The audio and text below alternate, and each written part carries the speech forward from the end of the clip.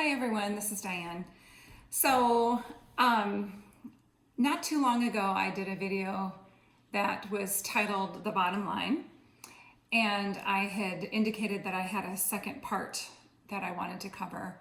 So I'm finally doing it. I've been doing a lot of soul searching and research and listening as I was trying to contemplate this topic. So the topic today is about how Christians are kind of battling other Christians. So that's a problem because we're actually called to be representative of God and Jesus in our world. So it would be a problem if we're kind of doing a lot of this. And so, a lot of us are trying hard to figure out what being a good Christian looks like. And sometimes in doing so, we can turn off people who really need God and want to learn more and go deeper. And so I'm just going to really summarize a couple of things here to first of all ask, what is our goal as a Christian when we're dealing with other people and we're trying to bring people to know more about God and Jesus? I mean, so for me, that is my goal. I want everyone to at least be welcomed to learn more about God. And in talking to people who I know are yearning for that relationship with God, they're kind of wandering and aimlessly trying to figure out how they can get that connection. So they want to find a church that they feel comfortable. They want people to welcome them, to invite them to go with them. And they want to feel a sense of belonging if they're trying to go to church. And I want you to really think carefully about the church you attend, and are you welcoming? And this is something that people, Christian people, have been talking about for a very long time, as far as, if Jesus was to come to your church, would you even be welcoming to him? So somebody who is really in a tough place, who is just seeking and needing to be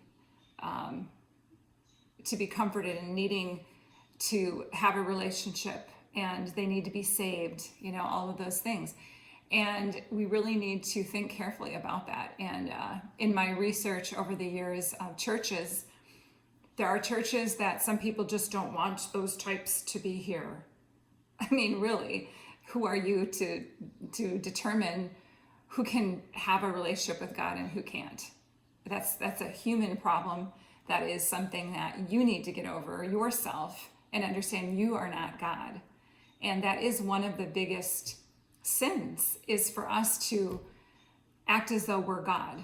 And so I get the fact that it is confusing because people say, oh, well, I don't want to encourage immoral lifestyles.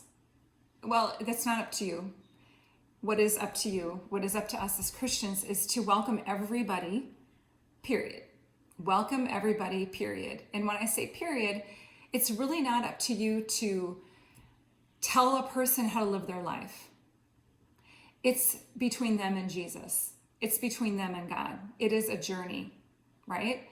And so I talked about this a little bit the last time, but again, as Christians, there are all these different types of Christians out there, that people joke around about. There's the anything goes Christians. It seems like they accept and endorse any type of person and behavior, okay?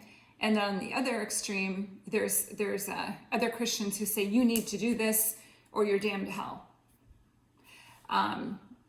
So do you think people are going to want to come to your church? Again, think about your goal. Think about, what is your goal here on earth? What is your calling here on earth? What are we called as Christians to do? And we're called to witness. We're called to share the good news, but we're not called to shake our fingers at people. If you've ever had to look deep within yourself to learn about what your shortcomings are, that's not something that anybody really wants someone else to tell them, right? It starts with inviting people in. It starts with being the light and witnessing to others through your own journey and experience. That works pretty well. What doesn't work is if you're preaching at people. It just doesn't work. If somebody asks you specifically for guidance on things, you can do so in a loving way based on scripture, of course. So I just want us to really think about what I'm saying. So the what is your goal? And then also just understanding too that there are so many people out there who need God right now, who are really struggling as to where to turn and where to look, because they're terrified. They're going to walk into a church and people are all going to turn around and look at them like, who are you? That wouldn't be very encouraging. And I've actually seen that happen. And I've heard stories of people who try really hard to get out of their comfort zone and to take that risk. And that to them, that's what it is it's a risk. If they don't know anybody, I mean, we all have been in situations where we have to go into an environment that no one knows us. But I've known of people who have prayed about it. They've, decided, okay, I'm going to take this step out of my comfort zone and go to a church type situation. And I've seen it with my own eyes where they are looked at like people who kind of just do that up and down and like clearly they don't belong and you're not one of us, and oh, they're not going to sit by me. I mean, that's ridiculous. Why are we in church if we're not going to be welcoming to people? I just listened to someone this morning who shared how she had gone to a chapel, and it was a small group of people. She's been going a couple times a week, and it's a chapel that has a lot of true Christians, meaning people who are welcoming. Okay, so there was a gentleman who came up to this friend of mine and said, "Can you please hold my hands?" And at first she was kind of, like, okay, it's a man. He seemed like he was going through some struggles, and she said she just felt called to hold the guy's hand and just let the Spirit move her. But the gentleman shared that he is an alcoholic and needs to be saved. And she could have at that moment just thought, oh, I'm not going to get involved. She was very prayerful about it and just was present with that man in that moment. And that's all he needed. And that was just really answering what it truly means to be a Christian. And I get it. We have to be safe, right? But you can tell when somebody is genuine, and especially in a situation like that, of course, I mean, there are boundaries that people want to have, and I know that we've all struggled with that too. You don't want to get too far involved. You want to make sure you're safe and all those things. But being prepared also with resources for that person, and make sure your church has those resources. So if somebody does come to you and say that, like, what does that look like? What's the next step to try to help that person? Maybe you're not going to do it, but you can refer him to somebody else. So I'm going to share a little bit too about my church. So I'm in Madison, Wisconsin, and I just want to shout out to my church, Good Shepherd Lutheran Church. They have 2 locations, and our church has gone through a lot of effort in making sure we're welcoming overall, with trying to go more into outreach within the community to be welcoming, to show what it's like to do Jesus's work and God's work, and particularly with the LGBTQ community. And that's been a tough one. I'm gonna really jump into some of the tough conversations as Christians that we have. I know that gay marriage has been a topic, obviously, that a lot of people have a struggle with that are Christian, primarily because of what it says in the Bible about marriage between a man and a woman, and that was God's intention. And obviously we get hung up on the fact that, bottom line, everybody is welcome, period. Again, I keep saying that everybody is welcome, period. We want to be welcoming, period. We want to be the light, period. We want people to come to Jesus and come to God, rather than, a lot of them they see Christians as being hateful people. And we have to really check ourselves to make sure that that's not what we're conveying. We have our choices as to what churches we're going to go to based on, what our beliefs are. But everybody is welcome, period. And then the other piece too, of course, is the abortion issue. I'm going to go there. It's a hot, tough topic, right? The more I learn about all the circumstances that surround it, and that's maybe another conversation someday, it really comes down to, again, we can't be judgmental. We have to want to have people come to God, come to Jesus. Jesus died on the cross to forgive our sins, right? But more importantly, God and Jesus know us. They know our hearts.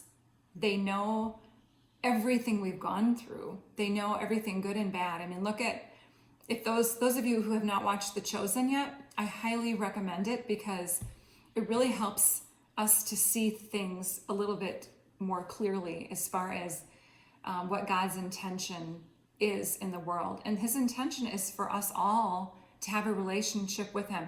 His intention is to go to the broken people, go to the people who've been hurting, because God is the one who can fulfill us and transform us and heal us. And I've seen it, the work that we've done with the human trafficking and sex trafficking topic, for example, what has worked in helping victims of trafficking feel whole and feel healed and complete and transformed is through God. And that is the story I've actually heard many, many times. That is true transformation, true healing. The people who have not had that, they're not fully whole again, for the most part. And so anyway, my point is, instead of us battling about this and that and everything else, and again, I know that those policies and all of that need to be part of churches. But if your church is one that is really trying to do God's work and bring as many people through the doors as possible, we really need to make sure we're being welcoming and even going out into the community to make sure that happens. So one of the stories I heard recently from our church, they do what's called the Holy Cow. And they go out into the community and they feed the community for free, and they develop relationships. They have music and different things, and it's really been fun to hear about. I've unfortunately not been able to participate, but I have a lot of good friends who do, and I've heard stories about it. But they were sharing that they have like a rainbow logo representing the LGBTQ community. Okay, and apparently that has brought up a lot of conversation with people who, again, everybody needs God. God made us to need him, period. God made us to need him for us to be complete and whole. And from the pastor's sermon this past Sunday, she was talking about how many amazing conversations have come out of that, where people who fall into the LGBTQ plus community, who's felt ostracized a lot in the Christian community, they felt like, oh, that's an invitation for me to come to that Holy Cow. It's like a food truck, and feel like they're in a safe space to feel welcome and to have conversations. And that's where it starts, is having conversations, having people feel comfortable and in a safe place to talk. It's up to Jesus to figure out that journey for that person. It's not up to us. We can guide them as somebody who might be a chaplain or a pastor or somebody who's in the church, if they're seeking. But all sins aside, for whatever sins. We're all sinners. We're all sinners. And if you don't think you're a sinner, you need to look at yourself in the mirror and ask God to show you your sins. It's not pretty sometimes. We might think, well, I'm living, my life according to checking all the boxes, okay? Which is good, but we are called to go deeper and have a deeper relationship with God. And it's wonderful when we do. And I've personally felt very blessed to have gone there. And I really I try to keep God number one priority. I try to let God lead my days and my thoughts and my actions, my words. He calls me to be courageous, like doing videos like this, which is really takes a lot of courage for me to do this. The devil is in my ear, like, who are you? Why would you want to talk to people? But if it helps anybody, that is what I'm all about. But anyway, it's really important for us to understand that everybody's journey is unique. There are people who are in the church who are high level, who are doing really, really, really bad things, right? We know of that too. We're all people. We are all people. And what's sad is that those types of people who, a lot of people would call, a hypocrite, or they would say, oh, that's why I want to stay away from the church, is because there are hypocrites there. There are hypocrites there. But there are also a lot of really awesome people who genuinely have Jesus and God in their hearts, who want to show you what that looks like, who are people who have that light in them. So I encourage people who are listening, who are still trying to seek and figure that out, to just keep trying and see and pray to God to guide you in that. God will show you a person, like that was situation with my friend, with that man who he saw her as somebody who he felt was safe, that he can share, that he needed to be saved to her. There are going to be people that you see who have the light, but you just need to try and keep trying. And just remember, we have to show grace to everybody. We all have to show grace to everybody. So I have friends that are on all spectrums of the political spectrum, the different racial spectrum, the lifestyle and church, Christian, religious spectrum. And speaking specifically to my Christian friends, I have Christian friends that are extremely on the right side, and then on the far left side. And I listen, I love all of them. And I think that's the other thing too, is we have to have grace for each other, because again, the reason each of them believe the way they believe is because of their own experiences and their own, the ways that they have been raised, right? So the more I explore into particularly the trafficking part of the world, that is a world that is so dark and so horrible. It's just unbelievable to me that people can be so evil, and I struggle with that part, with the people being evil part, and the forgiveness that we're called to have, even with people like that. That is something I'm struggling with, just to be completely honest. But my point is people who are in those spaces, who are victims of things that a lot of us would never even imagine in our wildest nightmares.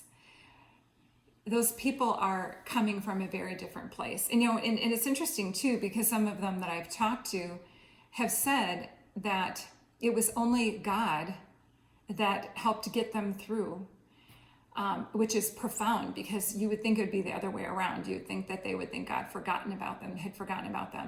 But a lot of them felt God with them, comforting them during horrific situations. So that's a whole nother conversation. But